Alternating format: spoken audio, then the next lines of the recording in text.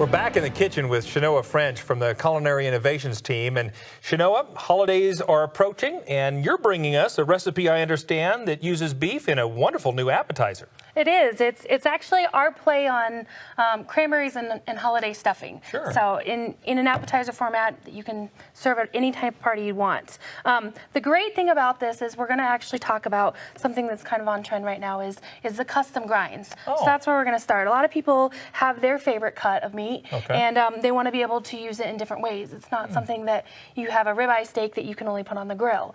So what we're going to do is we've created a custom blend, a meat blend, and we're going to make just traditional meatballs after we've done that. Very good. So our blend is it's a little bit of brisket, okay, a little bit of ground beef, yes, and a little bit of ribeye. So a little bit of that extra fat flavor for you. And all I'm going to go ahead, mix together. I'm going to throw gloves on just so we can work through this, but at home you don't need to. Yeah, I have to admit I've not done any of my own custom grinds, but interesting concept. Yeah, and so if you walk into the grocery store or into your meat counter and you can tell them, you can ask for them to grind this for you. Sure.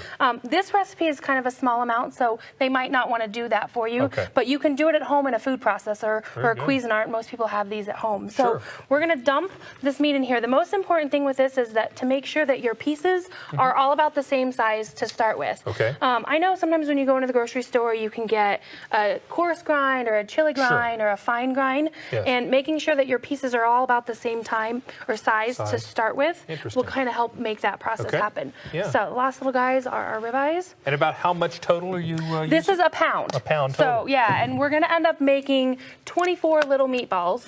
And so they are the appetizer 3 or 4 to a piece. So like I said, just stick them in there. The trick to this is going to be your pulse button. Okay. So make sure everything's locked in. You're just going to pulse it. Oh, wow. And it's going to slowly... Got to wrestle them to the ground, don't you? Stick them on the counter, and you're going to pulse them until it goes to the grind that you want. And you notice it kind of has to grab at a different size. Yes. But once you've got them all ground in there, you're just going to take your lid off. And you can kind of move them around if they're setting on the blade where they need to, and you can see that they're kind of mixing. I'm going to do it one quick more little time. Make sure we really get this going in here. That's amazing. I've never done that. Whoa, we got locked up here. Not sure what I did here. It's all right. Hit a piece of bone or something on it. There's no bone in there. Yeah. So you always fillet the ribeyes before you put them in the Cuisinart. That's always good. So we're going to show you how you mix the rest of these meatballs together from that. But if you continue to use the pulse button, it'll grow, and you can see there's tiny little pieces in here. Right. And that'll give you a different bite in the size of your meatball. Really? Yeah. So the more that you process it all the way down and it gets smoother in there, the bite will be much softer. And you leave them a little bit bigger, you'll have a more a chew to your meatball. Oh, interesting. So that's the one thing to think about. Yeah. So what we're going to do, and the nice thing about having a big bowl here is then we can just mix directly in this bowl. Sure. So standard meatball recipe, which is really simple. A little bit of garlic. So you're going to start with crushed garlic. If you don't want to use fresh, you can go ahead and use powder or granulated. Okay. That'll go in there. Yes. A little bit of pepper. Pepper, absolutely. Stack that in there. Good. This calls for 1 egg. I went ahead and beat it before we put it in here, but you can add it.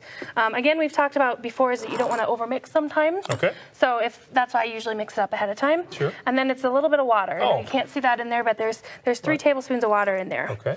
And then what makes this some of our mini Mary is that you're going to take your standard stuffing mix. Oh, really? So a prepackaged stuffing mix. A lot of people use these around the holidays. Sure. Mix a couple different things into them. And that is going to be kind of your binder or your breadcrumbs that you would normally add into meatball Brings mix. a separate flavor itself, too. And it really brings that smell of the sage without having to add another bunch of ingredients. So then you would just basically take this, mix it in with your hands. Yes. And the thing is you're going to make 24. Most of the time when you're making meatballs, you make them a little bit bigger. Yes. But I like to say that these should be about the size of a large gumball, little kid. So you need 24 out of a pound, which is bigger than normal. So you get all these and you put them on a baking sheet like normal, bake them in the oven for 16 to 20 minutes so they're nice and golden brown, 160 degrees internally. And then you're going to serve them over here. Wow. And as we talked about the holiday, bringing that theme in, the sauce that's in the middle there is it's a homemade cranberry barbecue sauce. I wondered what was making it so red. Yeah. So it's whole fresh cranberries. Okay. And you're adding a normal barbecue sauce ingredients. It's ketchup, molasses, brown sugar, a little bit of water. butter, some onions, and you're going to put it on the stove in a stock pot and let it cook and simmer down for about 20 minutes. And then the trick to get that real nice shine to it and real smooth texture is you're going to run it through a blender. Oh. So, and the trick is that you want to use while it's still warm, so it'll process through a little bit easier. Wow. But you'll run it through a blender, and then you can serve the meatballs and cranberry barbecue sauce together. What a unique way to utilize beef in an appetizer with a lot of the ingredients you're already going to have at holiday time. Yeah. Thank you so much for bringing this idea to us. For this and other outstanding recipes, visit beefitswhatsfordinner.com, or you can go to our website at cattlementocattlemen.org.